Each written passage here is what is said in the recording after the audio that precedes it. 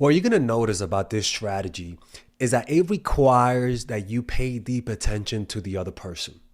Naturally, you're usually self-absorbed, usually because maybe you were born good looking for the lucky ones, usually maybe because you were given everything. And so because of that, you never felt the need to actually charm people. You never felt the need to actually use strategy. You never felt the need to actually use your head and win over their hearts and mind rather than just like expect people to bow down to you. That's just called being entitled. And eventually you're gonna get older and reap the benefit and reap what you sowed.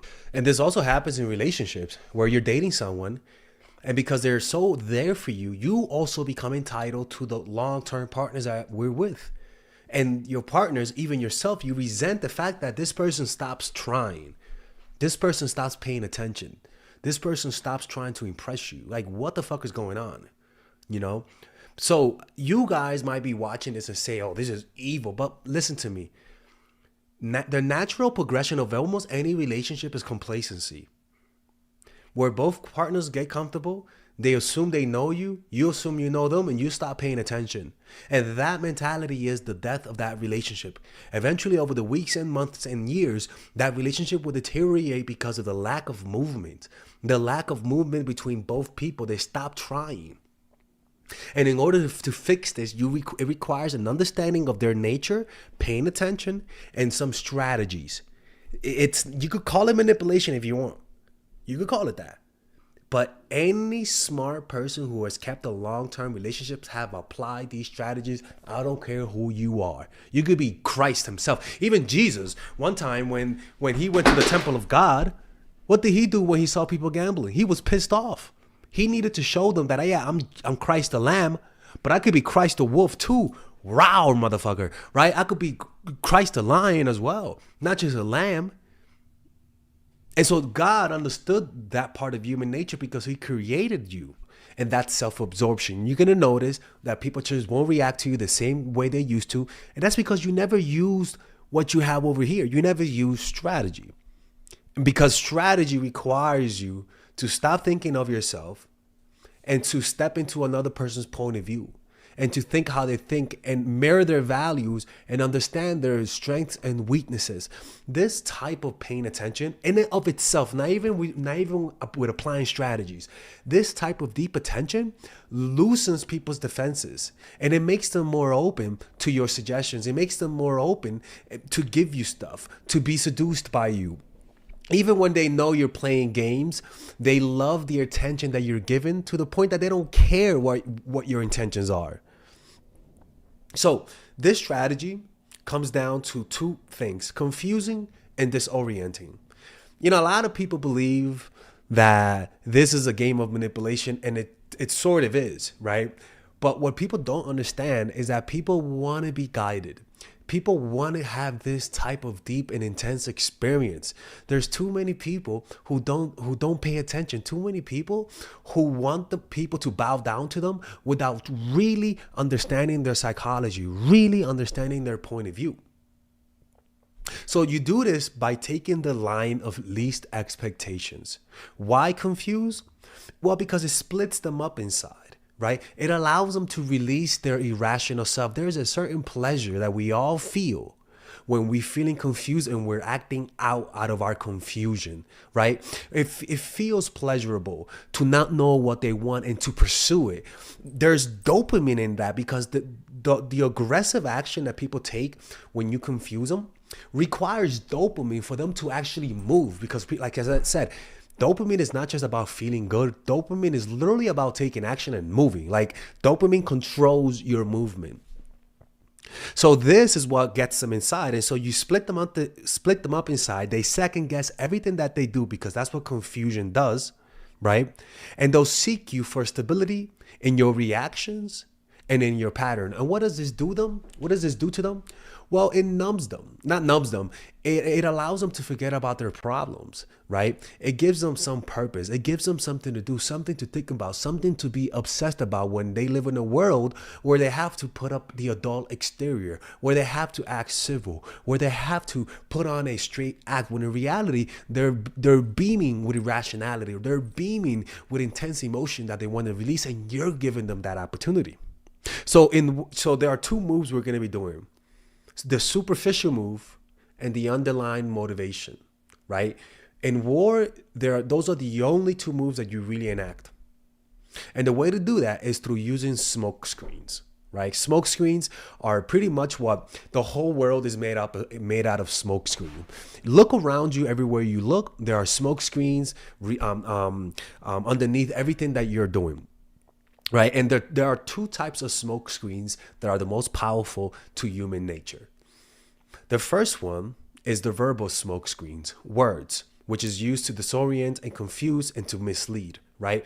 And again, this seduction is something that even the people that you're with, even your boyfriend, your girlfriend, it doesn't matter who you're with. This is what people want. I am telling you.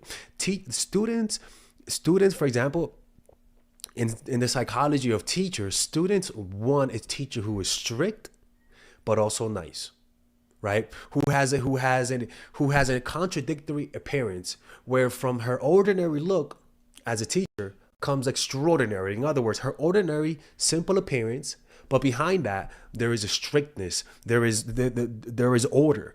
You might look like a very happy person, but behind that you have a harshness to you. That happy exterior allows you to express the harshness within you. And so the smoke screen is pretty much preparing people for the extraordinary, for the darkness, right? And even you use the smoke screen of negativity to prepare them for the positivity. In other words, when things, if you're seeing someone and you don't know whether or not you're being too needy, for example, before you get, this is just an example, and I am going out of the video. If you're going to give them a gift, before you give them a gift that might look too needy, you first act cold a few days prior, right? Now they're doubting themselves. Now they're asking what's going on. This is a change of pattern. And then you give them the gift. And now that balances everything, right? If you're afraid, for example, if you're afraid of looking needy, right? So you hide the extraordinary behind the banal. You hide the needy behind behind complete independence. You hide your niceness behind a facade of hardness, where you make people break through the hardness to get to the need, to the emotional, to the openness, and that is a reward for people. People find pleasure in that.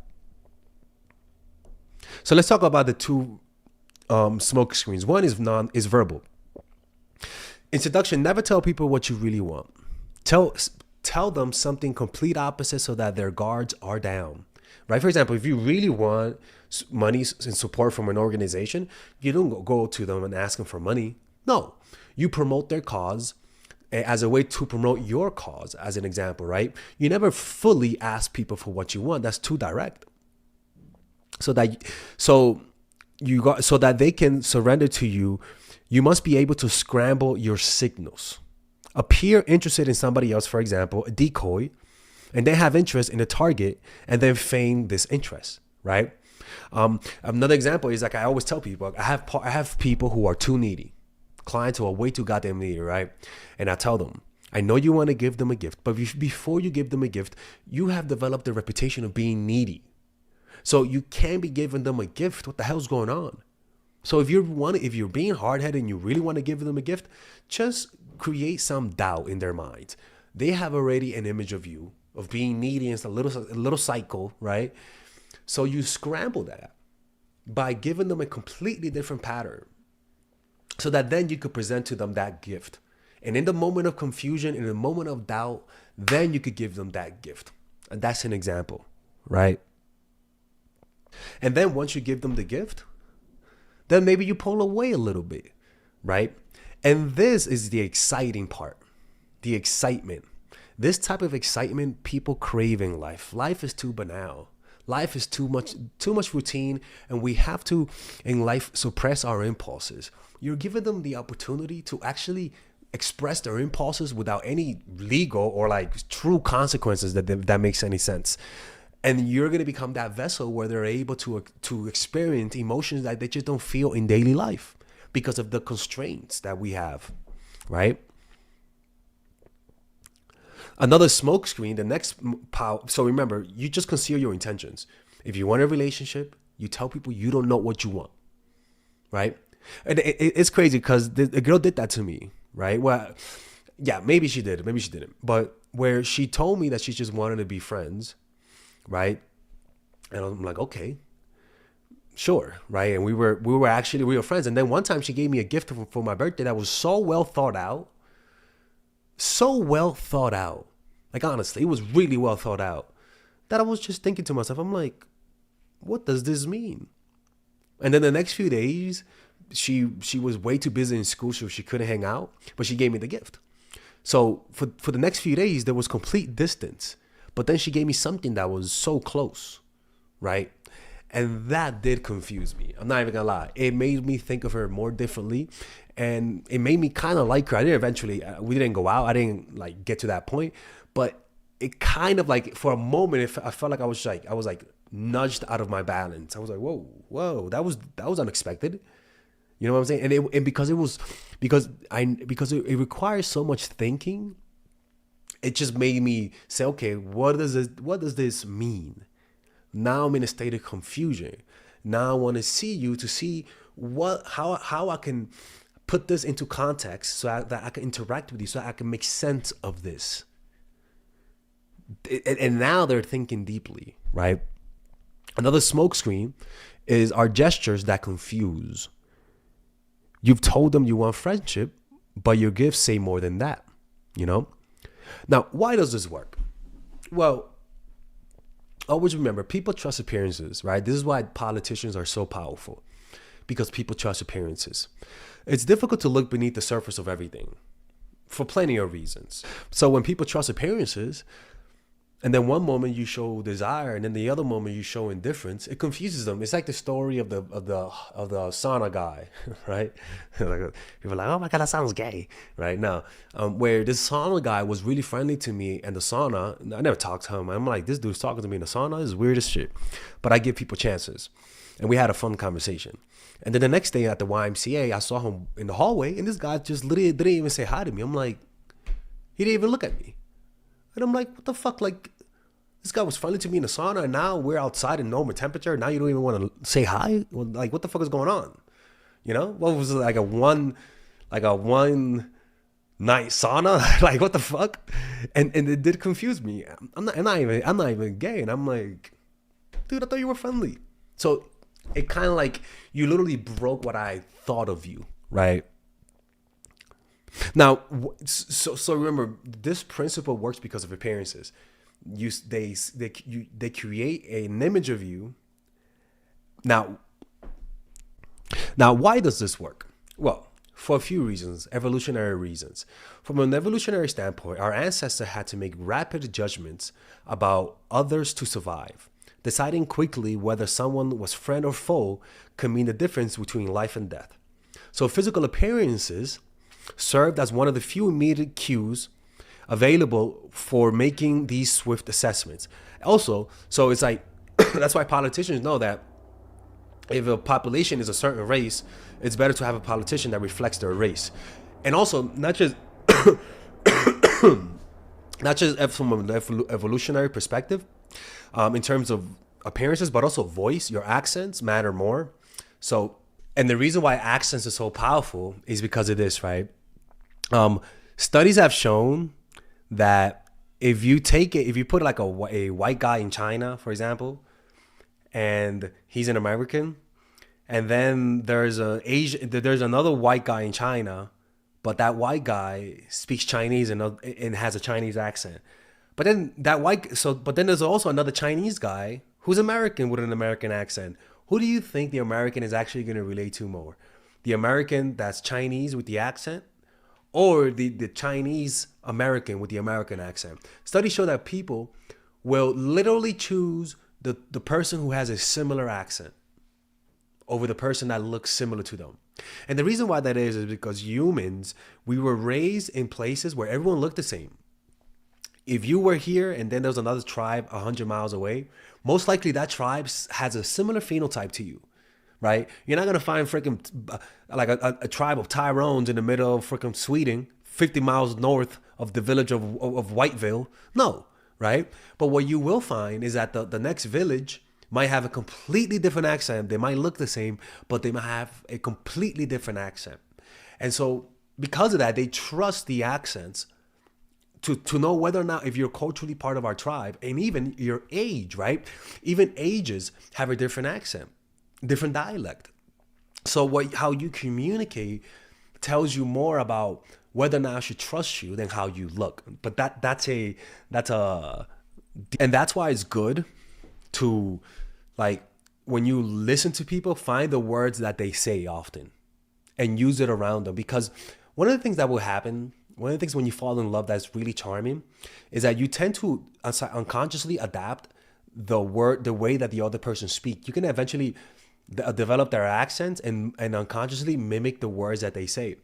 What you want to be able to do is consciously pick up on the words that they use. Certain phrases, like well, that's lit. Like there's certain phrases, and find the ones that are more comfortable to you, and find ways to bring it in and to say it to them while you're having a conversation, right? These are things that humans are wired to develop a sort of superficial rapport that could potentially lead to a deeper rapport. It's almost like you're opening a portal to creating that rapport through just verbal communication. It's even better if you can learn their accent, but that's actually what Hillary Clinton used to do. That actually, there's videos of Hillary Clinton going in the South and speaking in one accent, and then going up in the North and speaking in one accent. Now you can't do that no more. But even politicians, as savvy as she is, she knew that she had to do that, and it actually worked. Bill Clinton also did that. Plenty of politicians worked on different accents, and it actually worked in gaining people's following, because humans understand that what matters more is your culture. And your skin color doesn't say about your culture, but what does say about your culture is your colloquial and your accents and the phrases that you use. So people typically do this because, that whatever is seen familiar or typical were most likely deemed trustworthy because they indicated an in-group membership and therefore a lower level of threat. Now, the next factor is psychological. Okay, psychologically, humans have a cognitive bias that is known as the halo effect, where our overall impression of a person influences how we feel and think about their character. So if they have a certain, for example, it's like the white person prophecy. When you go to Indian tribes, the Christopher Columbus, when he went to their tribe, and because he was white as fuck, they saw him. They're like, oh my God, he reflects the prophecy, so he must be a good guy, right? And because he looked like the prophecy, he was attributed all of the positive traits with that God. And then he used that power and corrupted it and destroyed them, right? But the halo effect, good-looking people are deemed more trustworthy, right? If somebody passes gas and there's an ugly guy and a hot girl, people are going to think it was the ugly guy, right? It's the halo effect. And so you create the halo effect. And this halo effect does pretty much it's almost like short circuits people. Now, the next one is cognitive ease. That's the next reason why this strategy is so powerful. Trusting appearances also relates to cognitive ease, where our brains prefer to take the path of least resistance. It's easier and requires less cognitive effort to rely on visible cues than to seek out more substantive but less immediate available information about someone's character or intentions. This preference for cognitive ease means that we often default to superficial judgment. And this is what people depend on. What people who are seducing you, they depend on you trusting appearances. Where if somebody looks like they're turned off by you, they're gonna think you're always gonna be turned off by them. Like a dog who thinks that if you leave, you're never coming back. But then another few days later, you show warmth, and all of a sudden, they go from this to this, and this is extremely pleasurable. I'm like there is some pain behind it, but it is pleasurable. That's just how that works, right?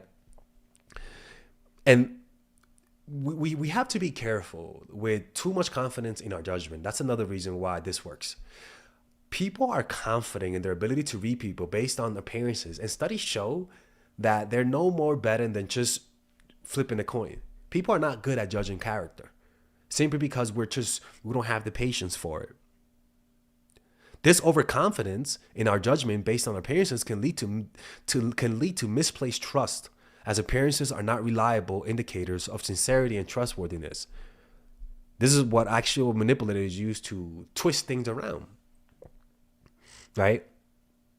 Now, humans, though, the problem with this strategy is that some people might take it too far. That's the issue, right? The thing is that humans like this for several reasons. Why? One, the psychological thrill and the reward system. The transition from uncertainty or negativity, I think I'm going to lose them, to positivity and acceptance, oh my God, they like me now, triggers a significant emotional and psychological response in human beings. This shift activates the brain's reward system, releasing dopamine, neurotransmitter related to pleasure and satisfaction. The roller coaster experience of emotion creates a powerful and memorable association with the person, causing these fluctuations. And this causes them to be imprinted in your mind. And these types of experiences, people really think back when they're older with some form of nostalgic pleasure, even the bad ones. I'm telling you, man, like these are things that people just will remember for the rest of their lives. This dynamic is akin to the mechanism at play in gambling or playing video games, where the anticipation of rewards keeps individuals engaged in seeking more. And that's how you put them around your finger, right? The reward, the desire to see the good side will keep them wrapped in your finger. The desire to not see your bad side will keep them at a bay, where that bay creates respect, where they are close to you, but because they respect you, they don't want to do anything to lose what they worked so hard to gain. And another reason why this strategy is so powerful is because of the contrast effect, right? The contrast between feeling uncertain or negative and then suddenly experiencing pleasure or affirmation makes the positive feelings more intense. It's almost like colors, right? When you place blue and red together, they both intensify each other. When you put a white person next to me, I look blacker and the white person looks whiter, right? When you put an ugly person next to a really hot person, it kind of through contrast, you could kind of tell how how good looking the person is. For example, it's almost like watching a basketball player and you watch them amongst other pros and they don't look too tall, but put them around normal people and all of a sudden that short basketball player looks tall. Right? The contrast between feeling uncertain and negative and then suddenly experiencing pleasure, this is due to the contrast effect, where the human brain evaluates stimuli by comparison to what has just experienced. A sudden shift from negative to positive emotions amplifies the perception of those positive feelings, making the experience with the seducer more intense and memorable. These are memorable experience, people. You don't have to go full Hitler mode with this strategy and freaking go evil on them. No, right? Because it does backfire. If you do this too much, there's going to be an emotional distance that you can never repair. You see, being human is to feel, right? These are memorable things that we look back in life and find pleasure in them in a nostalgic way.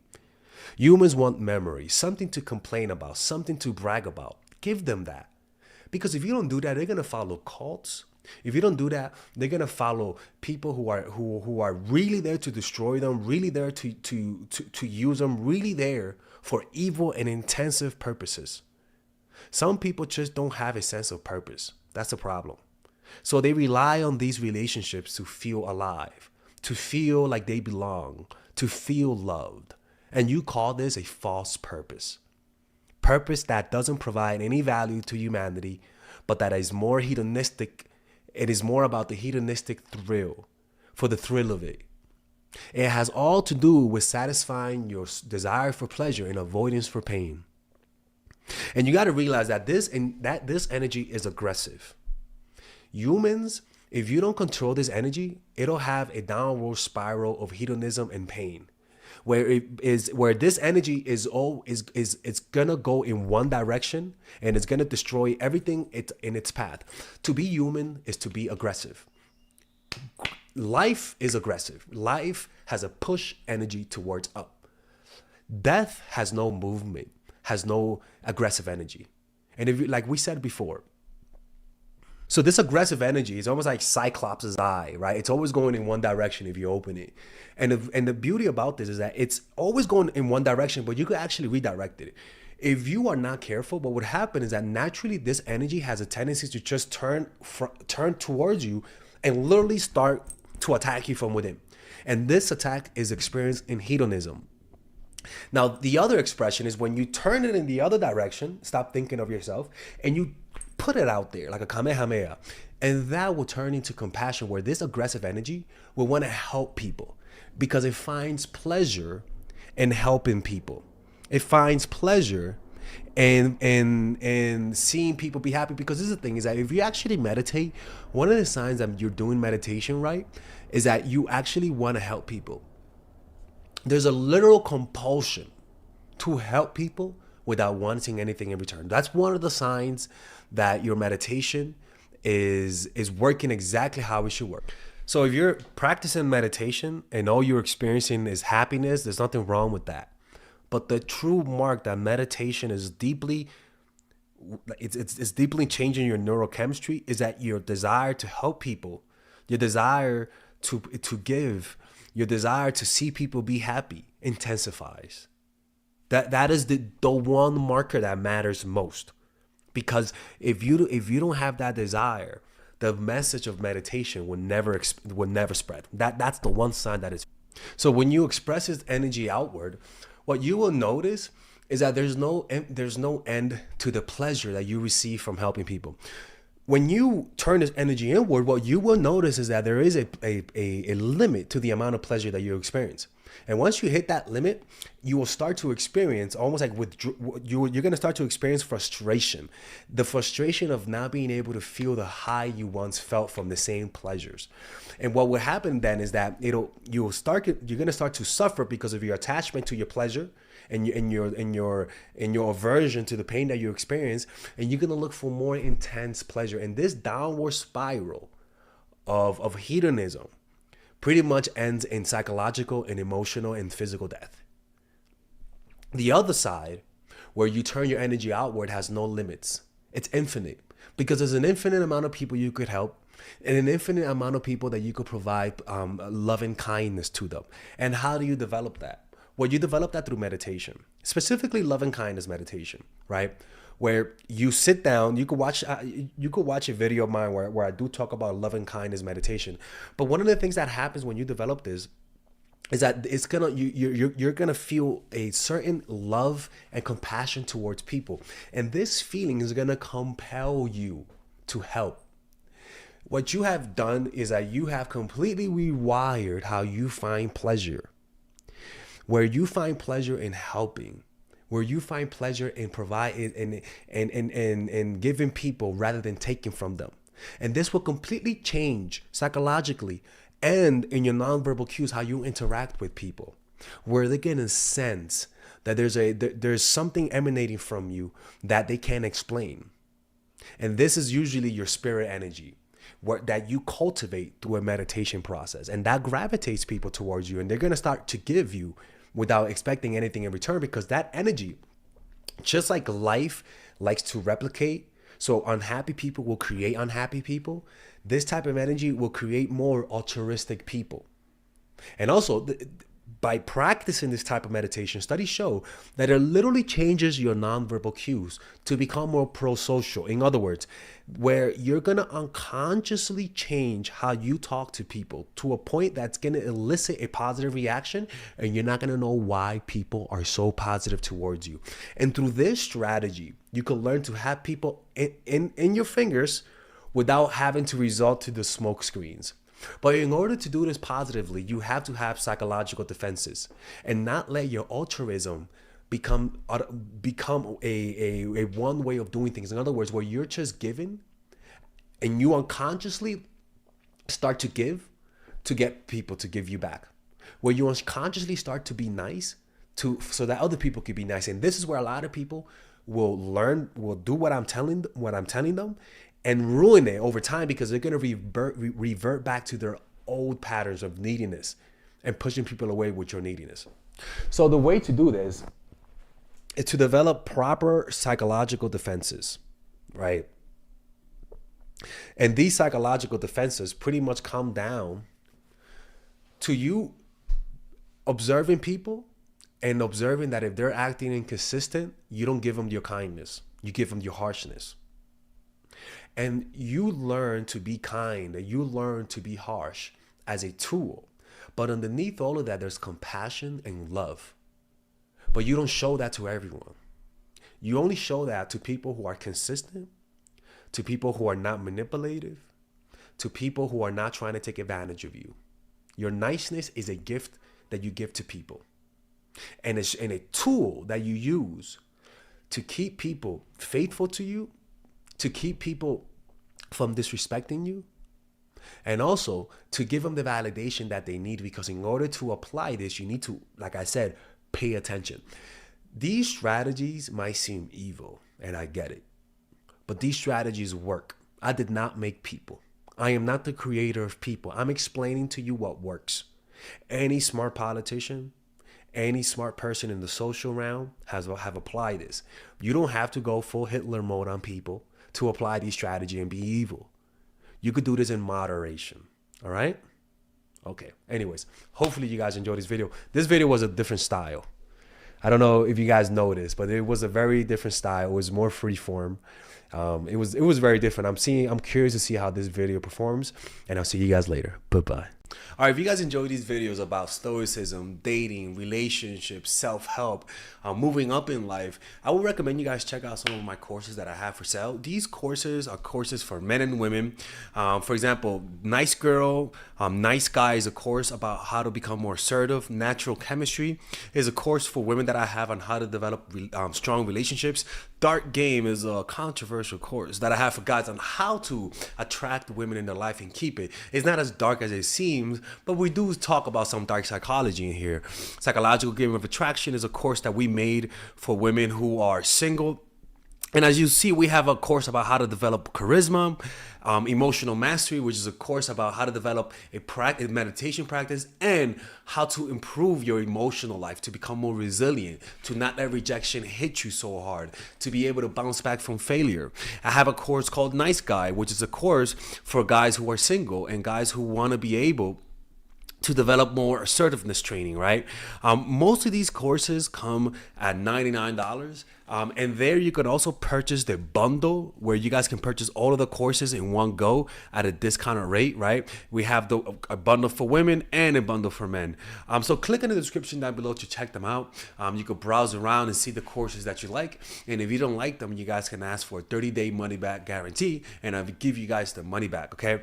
And in fact, we actually have a new one for women right now we're developing. It's called The Feminine Woman. So if you're a woman watching, this course is specifically to help women become more feminine, to embrace their feminine while embracing their masculine energy. And I'm actually going to make a course for that, like that for men, which is called a Masculine Man, which is a course on how to develop masculinity and develop masculine energy, to attract women in your life, to attract business success in your life, to be able to be better socializing, to read people better. It's truly an all-around course. So if you guys want to check out those courses, click on the description down below where it says purchase the courses, and I'll see you guys inside. Bye-bye.